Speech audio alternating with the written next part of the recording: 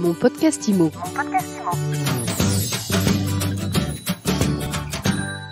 On parle PropTech aujourd'hui dans mon podcast IMO et on s'intéresse à Whitebird, une start-up lancée il y a 1 an, juste avant la crise sanitaire et qui vise à moderniser le monde de l'administration de biens. Benoît Richard, bonjour. Bonjour. Benoît, vous êtes cofondateur avec Delphine Merle de Whitebird. Auparavant, vous aviez lancé la plateforme de VTC Marcel que vous avez revendue il y a quelques temps. Parlez-nous un petit peu de votre parcours et puis qu'est-ce que c'est Whitebird?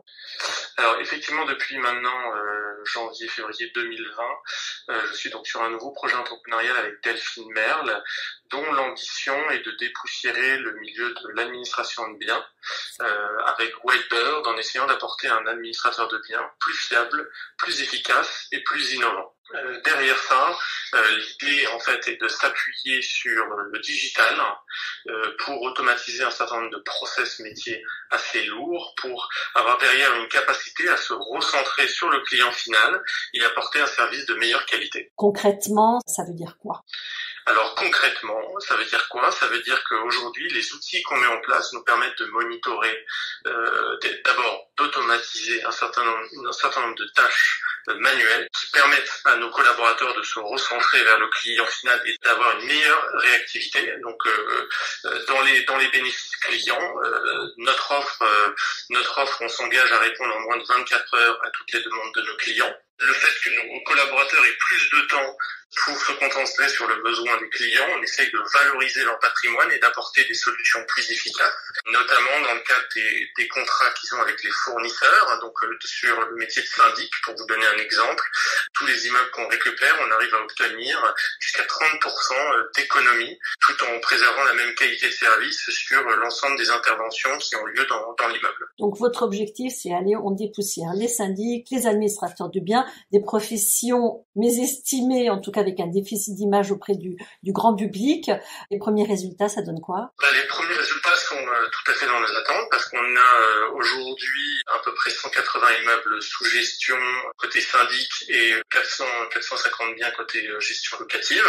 On a une vingtaine de collaborateurs et la croissance va continuer. On aura bientôt des annonces importantes sur le lancement d'une offre complémentaire qui aura lieu certainement la fin de ce mois-ci, et on vise cette année, sur l'année 2021, d'ici juin, d'être sur une entreprise zéro papier, donc 100% digital, et d'avoir à peu près 500 immeubles sous gestion et 1 milliard d'actifs, 500 immeubles en syndic et plus d'1 milliard d'actifs sous gestion. Pour soutenir cette croissance, on met en place un plan de recrutement assez ambitieux. On vient de recruter d'ailleurs un de mes anciens collaborateurs dans mon aventure entrepreneuriale précédente, qui s'appelle Mathieu Schimple, qui nous a rejoint sur la partie direction opérationnelle, excellence opérationnelle, mise en place des outils digitaux, et on aura bientôt l'annonce d'un autre poste assez structurant côté commercial au mois de février. Les chiffres que vous nous avez annoncés d'immeubles sous gestion sont très élevés.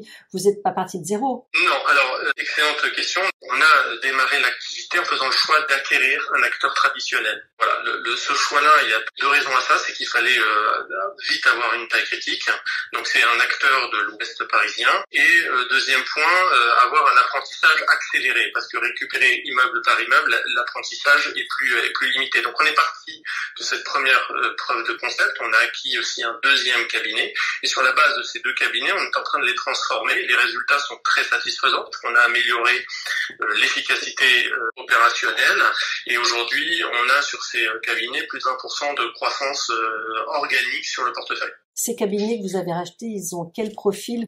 Écoutez, c'était un cabinet à Saint-Cloud qui s'appelait Prodé, et un autre cabinet, Gilles de la Vallée, à Guyancourt. Des profils d'entreprise familiales, transmises de génération en génération. C'est un peu le cliché qu'on se fait quand on parle d'administration de biens. En l'occurrence, c'était oui, à peu près le cas, l'un historique et l'autre plus récent, mais souvent des entreprises familiales et de taille assez restreinte. Oui. Vous continuez vos emplettes ? Oui, de manière opportuniste, nous continuons à regarder des profils de portefeuille. L'idée étant toujours de soutenir notre croissance et aussi de rentabiliser les investissements qu'on fait dans le digital et dans les outils digitaux. Donc oui, il y a bien sûr cet objectif-là, mais qui n'est pas le seul, parce que comme je vous disais, on a aussi une croissance organique forte qui va soutenir les ambitions du groupe. Sur la croissance externe, est-ce qu'en période de Covid, on fait de bonnes affaires? Il n'y a pas de bonnes affaires particulières dans ce secteur-là, parce que c'est un secteur assez résilient. C'est d'ailleurs une chance pour nous. Le secteur est assez résilient. En revanche, on pense qu'il y aura aussi des opportunités parce que cet événement a un effet accélérateur sur les obligations de digitalisation du secteur. Donc ça va faire qu'un certain nombre de petites entreprises du secteur vont ne pas vouloir faire cette digitalisation et donc faire le choix de vendre leur cabinet pour ces raisons-là. Dernière question, Benoît Richard. Vous recrutez en ce moment des gestionnaires de copropriété? Oui, nous recrutons en ce moment des gestionnaires locatifs, des gestionnaires d'immeubles et des postes plus, on va dire, managériaux, aux opérations, à la finance, voilà, sur différents profils. Dans notre approche, pour l'instant, on recrute souvent des gestionnaires qui ne viennent pas du milieu, parce que quand on souhaite repenser un secteur, l'idée est aussi d'amener des gens qui viennent d'horizons différentes. Donc dans le profil du gestionnaire, ce qu'on regarde essentiellement, c'est d'abord le coût du service client et de la relation humaine, parce que c'est un secteur qui est essentiellement humain et le digital est au service de cet humain au quotidien. C'est la première des choses, et après on regarde s'ils ont une expertise particulière intéressante liée au métier, soit de juriste, soit dans le bâtiment, avec une connaissance bâtiment qui peut être intéressante en plus. Voilà. Merci beaucoup d'avoir été avec nous, Benoît Richard. Je rappelle que vous êêtes cofondateur avec Delphine Merle de Whitebird. Merci beaucoup. Mon podcast IMO.